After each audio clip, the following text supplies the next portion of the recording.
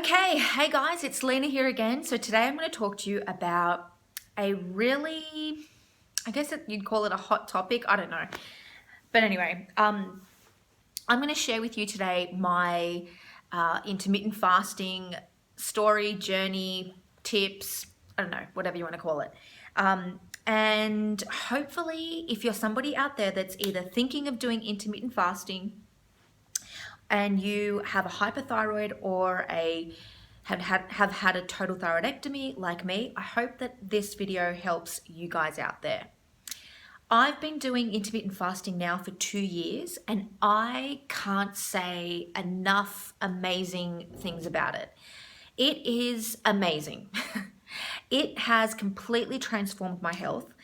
I recommend it to everybody, whether they have a thyroid problem or not. And yeah, so today I'm going to share with you guys why I think you should try intermittent fasting, especially if you have a thyroid condition. And not only that, I don't know any accounts or videos on YouTube or even on the internet of people that are doing intermittent fasting that have a hypothyroid. There's lots of videos about, people talking about how intermittent fasting works for the thyroid, but nobody that actually has a thyroid condition talks about how intermittent fasting has helped them. And when I say that, I want to clarify, there's not a lot of people out there that are clinically diagnosed hypothyroid. There's a lot of people that are self-diagnosed, and there's a lot of people that, suspect they have a thyroid condition because they struggle losing weight. But yeah, I'm somebody who I've had my thyroid removed, so I am going to be able to give you an actual account of intermittent fasting from somebody who actually does have a hypothyroid condition. So let's get into it. Message reaches you guys. I have never, ever, ever felt better, ever.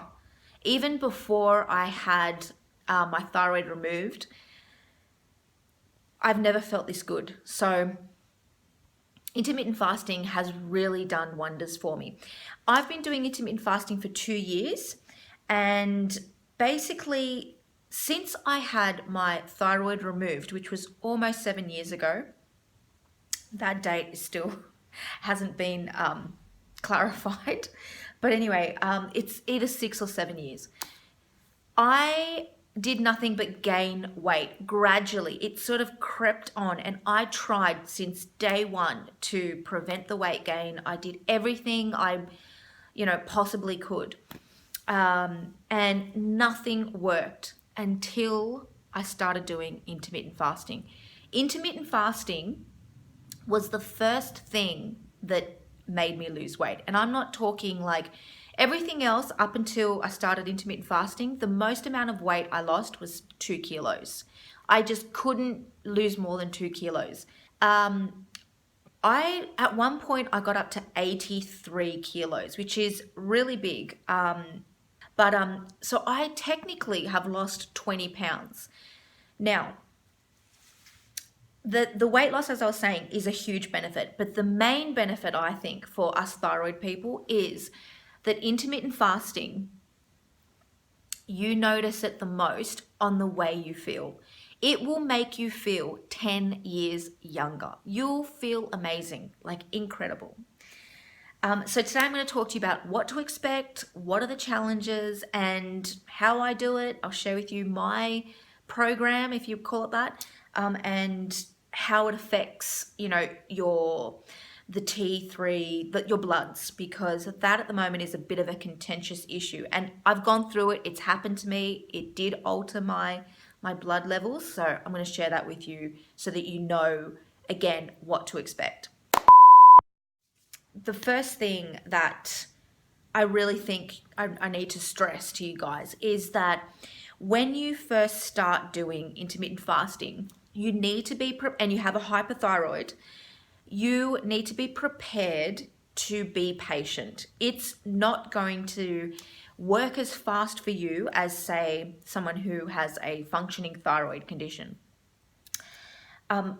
I started doing intermittent fasting with my husband. I had a family member doing it as well. I had a friend doing it. And so there were a few people that all started at the same time. They all kind of, the first thing, that they saw was the weight loss almost, within the first week.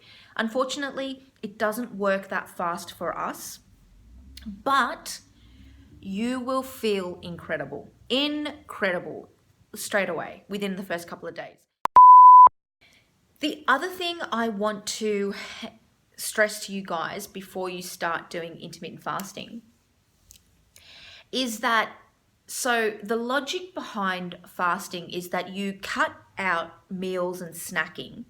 And then what that inadvertently does is it actually shrinks your stomach, so you do end up eating less. So although initially when you do your first, fast and you eat your first meal after fasting, you do gorge on food, but what ends up happening is your stomach shrinks and you actually find that you can't eat as much as you think you can. Now, that doesn't work as quickly. I felt like when I was starting, like everyone was sort of like, after 2 weeks, they were like, yeah, I'm not hungry anymore like I was before. And I was like, what? Really? How? Like I felt like it took me weeks. And I think it was about 6 weeks before that, hunger pang just went away. And it didn't completely go away as well. It still was like there in the background. The reason for that is, if you take thyroxine, one of the symptoms, conditions, side effects, whatever you want to call it, of being hypothyroid is that you can have a very small appetite but still gain weight. Now, what the thyroxine does is it helps to regulate your hormone levels and even everything out, but it also makes sure that you have an appetite. So I found that my appetite didn't shrink as quickly as, say, someone who had a thyroid. Okay, so the next thing I guess I should tell you guys is how I do my intermittent fasting program. And the best way I found it works for me to give me the best results, to make me feeling amazing and whatnot. I'm going to share with you how I personally think it's the best way to do it if you have had a total thyroidectomy or a hypothyroid. But experiment. So don't just take my word for it. Try different ways on yourself. So I started initially with doing the 18 hours. And the way I did it was I would have an afternoon snack and then I would eat dinner, I think right up until like 10 o'clock. And I'm not saying like I was sitting at the table from 6 till 10. No, it was like I'd eat dinner at say 6. And then after dinner, maybe an hour or 2 hours later, I'd have maybe a hard-boiled egg or something like that. That's what I did initially. And I did that for a while, and I didn't, and again, in the beginning, I wasn't losing weight. So I was thinking, why am I losing weight? Everyone else is losing like 5 kilos a week, and I'm losing nothing. So then I went from 18 hours, and then I ended up going straight to a 1 meal a day. And I find that the best time period for me is a minimum of 20 hours. So what I focus more on now is when to stop eating. So I really try and stop eating sooner. Now, the other thing that is really important, which I've kind of discovered along the way, initially I was eating a lot of salads and just pretty much eating salads and vegetables. And I found that, I lost a lot of weight doing that. After 9 months, 9 to 12. But then it sort of started creeping back on after so I lost weight after 9 months, and then I kept it off for about a few months after that, 4 months, I want to say, maybe 5. I got down to 60 kilos, which is, 140 pounds, I think, in American. You guys use pounds. In Australia, we use kilos. And then it crept back up to 67. I don't know what that is. like maybe 150 pounds, 155 pounds, I'm not sure. Anyway, and then it dropped back down to, today I'm around 64, which is 140 pounds.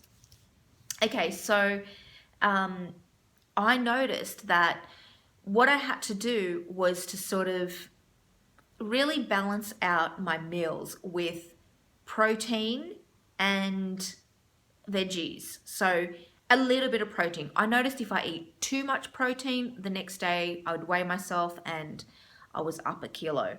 So I found that there's a real kind of fine balance between making sure you eat protein with veggies and fats. The reason why you really need the fats is because, going back to what I was saying about the thyroxine giving you that appetite, if you're eating things like avocados, I eat 1 avocado a day. The avocados give you that sustenance so that you're not like feeling like you're going to die the next day at about 2 o'clock. It just sort of allows you to go, the extra mile, do the long yards of, the fasting stretch, without sort of, feeling like you're going to drop dead if you don't eat something. Because I honestly did feel like that in the beginning. It was so hard. So hard. I don't care what anybody says. I honestly think that the intermittent fasting is so much harder for us hypothyroid, or certainly people that have had a total thyroidectomy. It's just so much harder to get into the swing of things. But don't give up, because you will get there, honestly. Okay, exercise. So what you'll notice is, I don't know if any of you have remembered me saying in one of my other videos that a few years ago, when I was trying to lose weight, I went to the gym every single day for over a year, did high intensity cardio and lost 1 kilo at the end of it, which was just crazy. What you'll notice when you do intermittent fasting is that, the things like yoga, which I can't say enough about how amazing yoga is for hypothyroid people. The little amounts of exercise like squats, leg pilates, what are the other things that are just amazing? Like lunges, and I don't do push-ups, but they would be good too. Anything that involves like your body weight, or even pushing weights, even a little bit of walking. Try and do, half an hour to 15 to half an hour minutes of walking. You don't need to like be sweating and going crazy, but the smallest amount of exercise will just, you'll see the next day your legs are more toned, your arms are more toned. Like, you will see the results. It's not just on the scales. You will actually see the results. One of the things I always was like, could never relate to, was when people that didn't have a thyroid condition would say things like, oh, I had pizza last night, so I ran around the block that night after I ate, and felt amazing, so that I, didn't feel bloated and fat and gross. And I was like, yeah, that doesn't happen for me. like ever. Whew. So the last thing I want to talk to you guys about is the controversial topic of, does intermittent fasting damage the thyroid? I am seeing this more and more crop up, and I experienced it. It happened to me. It altered my blood results, my blood levels. And so I researched it because I was worried. I thought, oh, is this dangerous, what I'm doing? Like, am I doing serious harm to my body? Yes, my T3 dropped. And yes, my reverse T3 increased. So if you're not sure about what the T3 and RT3 do, because it is really confusing. So basically, what the thyroid does is in really brief terms, it manages your metabolism. And how it manages your metabolism is how it uses energy. And how do you get energy? From what you eat, the food that you eat. So what the T3 does, so we take thyroxine. Thyroxine is the T4, which then, gets processed through the liver, I think, and then, converts into T3. So what the T3 is the energy. Now, if you're not eating a lot of food, if you, like me, I'm eating 1 meal a day, so I've got less energy coming in, right? And as well, if you're, depending on how active you are, so I'll be honest, I go through periods where I will do yoga every single day. I'll do squats every single day. I'll do my stretches, and I'm really into my exercise consistently. And then I go through periods where, say, for 4 weeks, I don't do anything. And I think that's normal. I think most people are like that. I think you're abnormal if you do exercise every single day. I wish I was like that. But look, the reality is, I'm being honest, I'm not. And so when you're not using a lot of energy and you don't need the energy, your T3 goes down. Does that make you gain weight? Look, I'll be honest, I suspect that it does. I certainly noticed that when my T3 levels started to drop was around the time when I gained 7 kilos. So I went from 60 to 67. Did it happen straight away? No, it was gradual. It's dropping down again though. And yeah, quite easily, I might add. So the reverse so the T3 goes down because there's less energy coming in and you're also using less energy. So it's not necessarily a bad thing. And I've done a lot of research and read up on whether the T3 going down is a bad thing. The reverse T3 is basically all that energy that you're not using, it becomes reverse T3. And so that goes up.